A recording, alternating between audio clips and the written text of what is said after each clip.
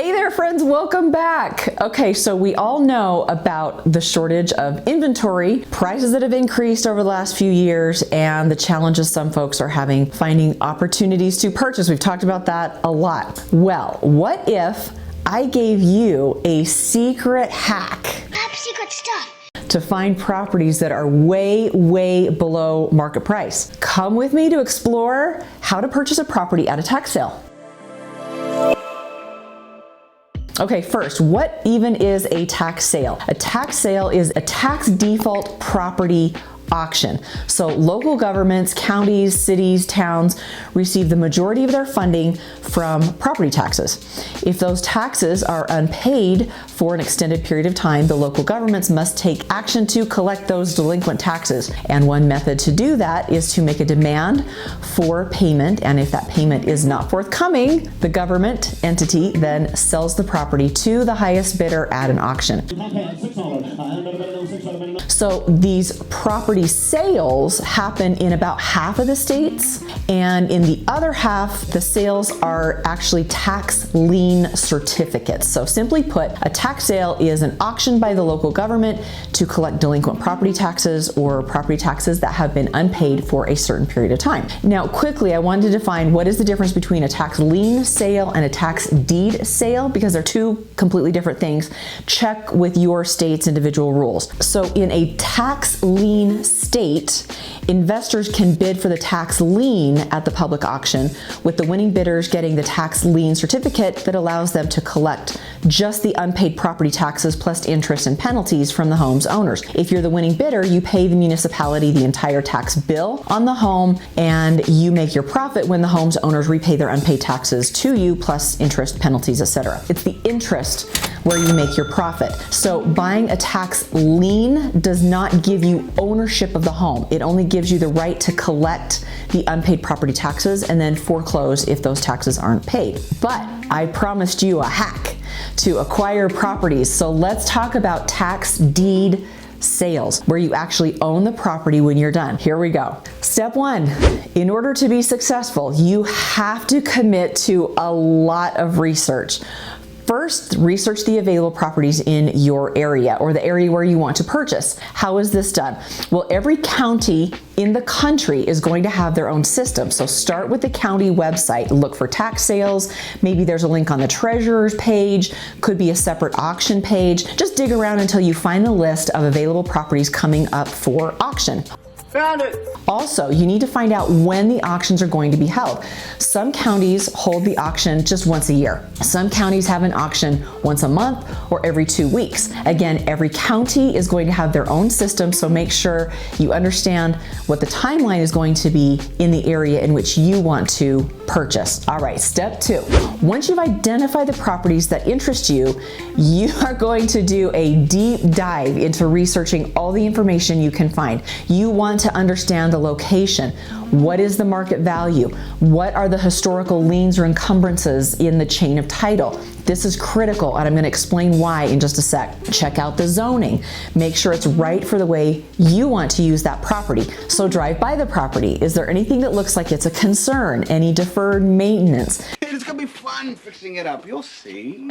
Maybe an addition that looks like it's illegal. Does it appear that there could be some encroachments? So forth. Is there something specific to this area that you need to know? For example, in my area, I'd want to know if the property is connected to a municipal water source or if there are water rights that I need to research as well. Other areas might have issues with acquiring insurance or maybe being in a floodplain. Is there an HOA that you need to deal with? Investigate that. You take my point. Because with these properties, there will not be any disclosures about anything. It is truly a situation of caveat emptor, buyer beware. All right, step number three, attend the auction. Some are still held live at the county building or maybe a courthouse. Many counties are going to an online process. Some still have both options. So understand how that process is going to be carried out in that particular county. Do you need to register first? Make sure you do that well ahead of time. Do you need to send in a deposit ahead of time to secure your ability to bid?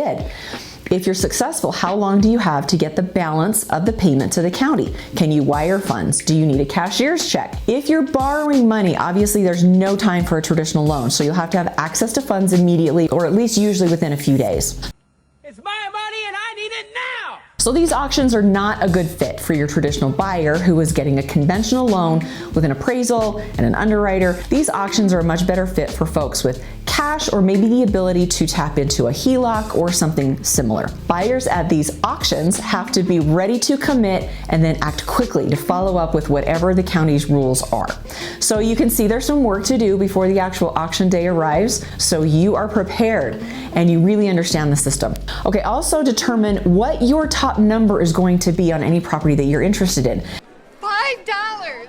Make sure you've done the math with acquisition costs, rehab costs, post-acquisition title issues, which we're going to talk about here in just a second. At a tax sale, the bidding begins with the amount of back taxes owed. Anyone can bid, and the highest bidder is going to be the person who wins. Something to keep in mind is that in most cases, delinquent properties can be redeemed up until the start of the tax sale.